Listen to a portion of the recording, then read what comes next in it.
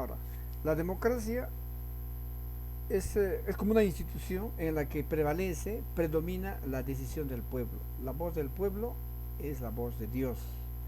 El pueblo elige autoridades, el pueblo elige representantes y por lo tanto, así como elegimos en democracia con el voto popular, por la voluntad del pueblo, en ese sustento de la democracia.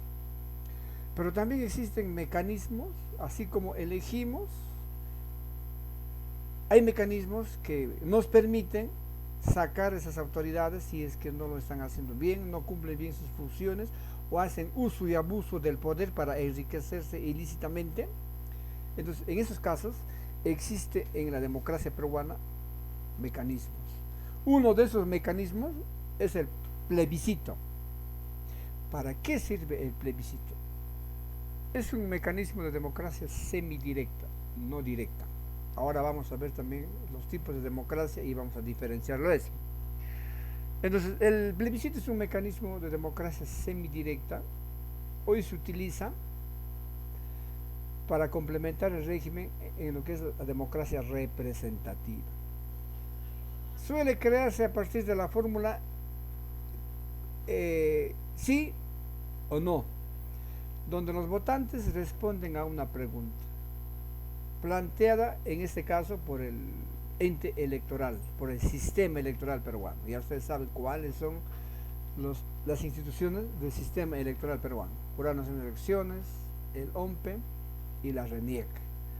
Ahora bien, cuando hablamos de plebiscito estamos hablando, por ejemplo, en los casos de minería.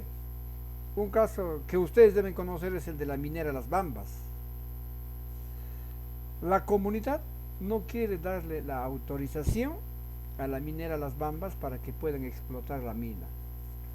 Pero ahora en este proceso de pandemia, como el Estado peruano no está recaudando los fondos necesarios para dinamizar la economía peruana, los comuneros de la mina Las Bambas están pensándolo bien y han dicho vamos a llamar a un plebiscito.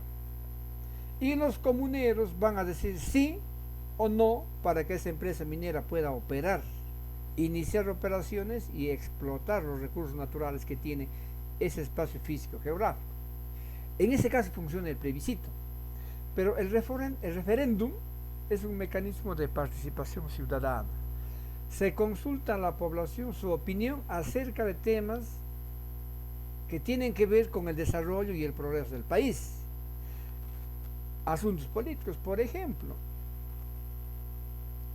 el día domingo, ayer domingo, se aprobó en el Congreso para que el presidente de la República, el vicepresidente de la República y los ministros ya no tengan inmunidad parlamentaria. O sea, si cometen un delito, hoy el Poder Judicial los investiga y los sentencia, o ahora no. El presidente, el vicepresidente y sus ministros, mientras estén ejerciendo esas funciones de ministros y de presidente y vicepresidente, no los pueden investigar ni mucho menos sentenciar. Ahora con esta ley que aprobaron ayer, sí. ¿Y qué dijo Martín Vizcarra? Ustedes en el Congreso han aprobado para que se quite la inmunidad parlamentaria al presidente, al vicepresidente y a los ministros, y ustedes los congresistas, ¿por qué no se quitan esa inmunidad parlamentaria? Aquí viene el tema del referéndum. Martín Vizcarra dijo, en las elecciones del próximo año, del 2021, voy a realizar un referéndum y voy a consultar al pueblo para que diga sí o no, para quitarles la inmunidad parlamentaria también a los congresistas. Ahí funciona el referéndum. ¿Ve?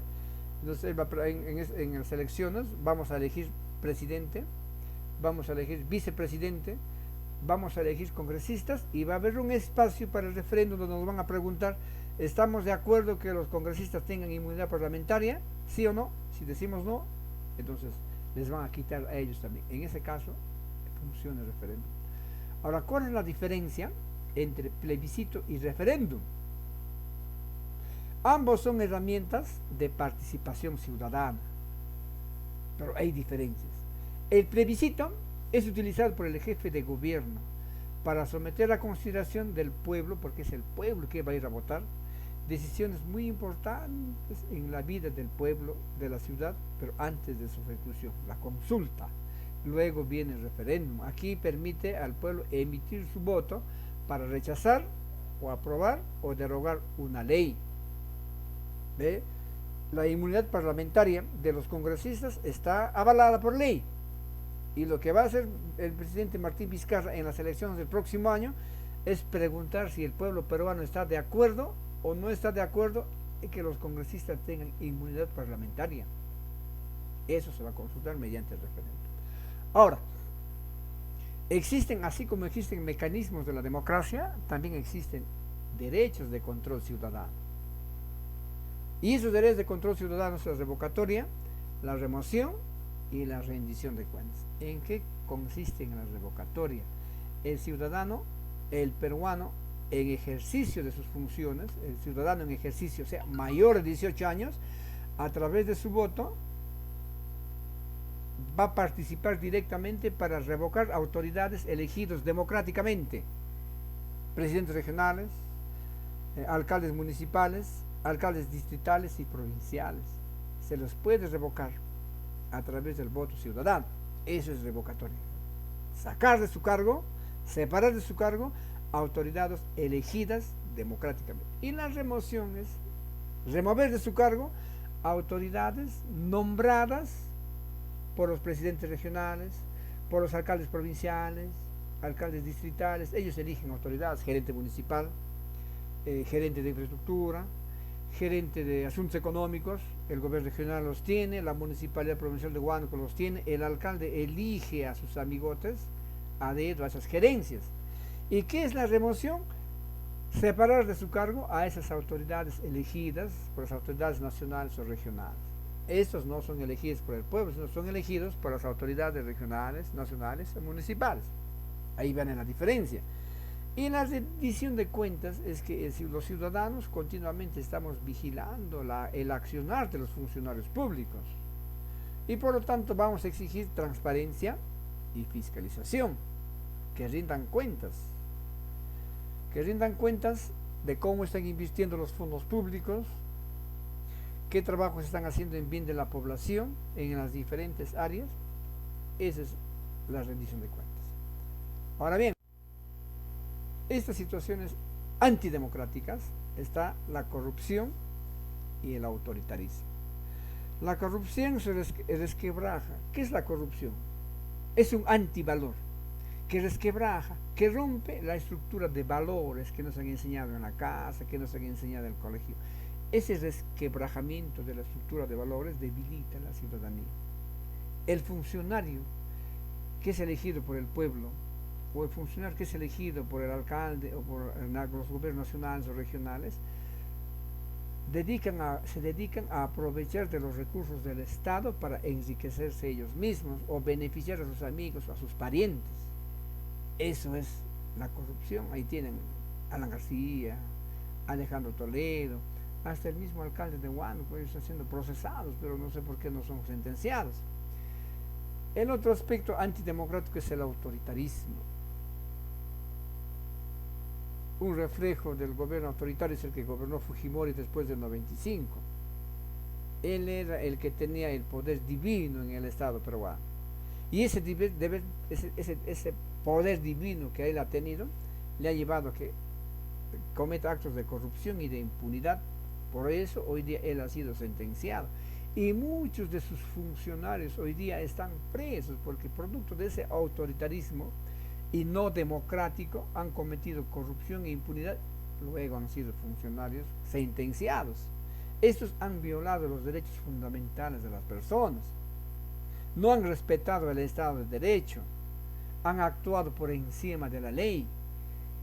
Ahora, él y sus funcionarios están asumiendo las consecuencias de sus actos, están presos. Existen más de 100 funcionarios del gobierno de Alberto Fujimori, empezando él mismo, y sus funcionarios hoy están presos.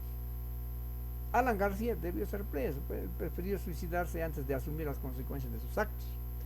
El autorismo limita la participación ciudadana en las consultas, no escucha la voz del pueblo. Ellos toman decisiones y no respetan el Estado de Derecho, cuando las personas quieren opinar. ¿eh? Existe por otro lado indiferencia y desinterés por los asuntos públicos. Mucha gente no le interesa lo que pasa en su país. Bien, muchachos, nos quedamos aquí y en la próxima clase vamos a trabajar ya, vamos a comenzar ya nuevamente viendo ya la estructura del Estado peruano. Gracias, jóvenes, y nos vemos en la siguiente clase.